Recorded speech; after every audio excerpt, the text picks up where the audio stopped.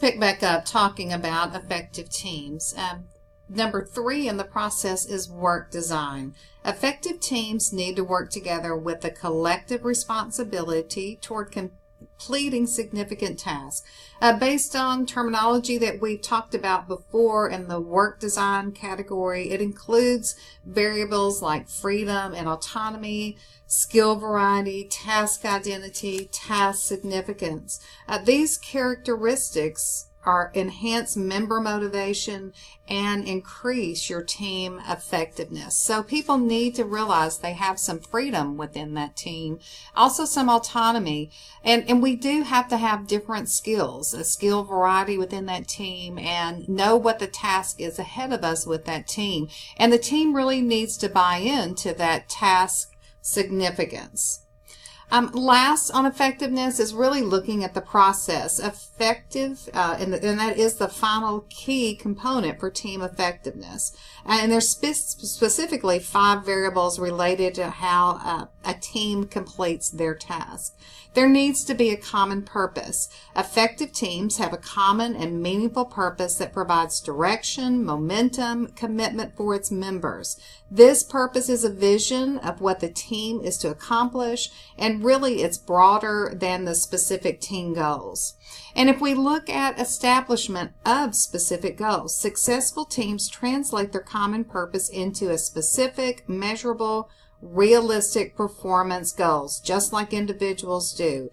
The goals can help energize teams toward a task accomplishment, and these goals should always be challenging in order to be motivational. Then there's the team efficacy. Effective teams have confidence in themselves. They believe they can succeed.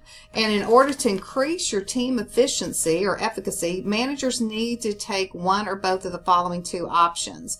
You really need to help that team achieve small initial successes. So work with them that in the beginning they do have some successes so they can build from that. Then provide skill training to increase that confidence. Give them the areas and the tools that they need to increase their confidence.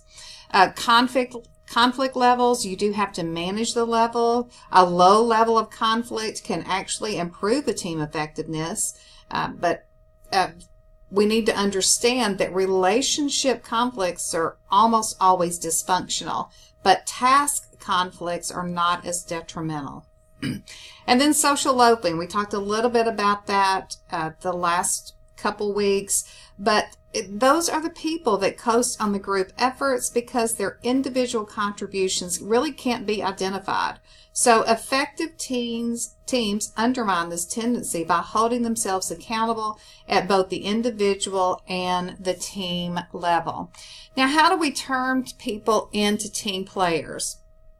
And we look at it in many cultures and companies, employees have been trained to be fiercely individualistic, and we know that to be the case in the United States. And teamwork is not necessarily a natural state for most people. So what happens as a manager is the challenge is there to overcome the individual resistance toward team participation. So to perform well as team members, individuals must be able to communicate openly and honestly. They need to be able to confront their differences, resolve their conflicts. They need to set aside their personal goals for the good of the team. And for many employees, that's very difficult. And sometimes it seems like an impossible task. But managers have to help their employees overcome that. Now, how we can, there's ways that we can shape team players. There are a number of options that you can do with that.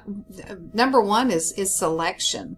So when hiring team members, managers really should take care to ensure that the candidates can fulfill their team roles as well as those technical requirements. And when job candidates don't possess team skills, there's really 3 paths that a manager can take. You can try to train them, and new team hires can undergo team training. You may need to transfer them. So if training doesn't work or it's not possible, transfer the individual to another unit within the organization that doesn't utilize teams, or pass on them. Don't hire them, or sometimes in some cases you have to dismiss the candidate. But training, many individualistic people can be trained to become team players, but that a lot of times does require using outside consultants, because you've got to teach them communications, negotiation, conflict management, coaching skills to help build team members. Rewards, that's the organization's reward system, and that needs to be reworked, maybe to encourage cooperative efforts rather than competitive ones. So you need to help people and look at it with extrinsic rewards. That could be promotions, pay raises, other forms of recognition given to the individuals, really based on how effective they are as a collaborative team member and their individual contributions to the organization. Intrinsic rewards would be managers should communicate those rewards of teamwork, and that's just being the increased camaraderie, satisfaction, and personal development. So if we look at it, is a team the answer? Is it always the answer? Well, not always. Teamwork takes more time, is often uses more resources than individual work. Therefore, the benefits of using teams must exceed the cost of having them. And this may not always be the case. So if you're looking at that, you really need to apply almost a test to it to determine if a team fits that given situation. Just the complexity of the work. A good indicator of the need for teams is the complexity. And can it be done the work be done better by more than one person? And there has to be a common purpose for organizational outcomes that require multifunctional interaction and common purpose created by a team. It can increase your organizational effectiveness. And then interdependence. Teams make sense when the tasks are interdependent and require a great deal of coordination. So we know as a manager or as in working that introduction of teams into the workplace is an important trend for managers. It's around, it's going to be here, and effective teams have adequate resources, effective leadership, a climate of trust, and a performance of reward system, and reflects team contribution.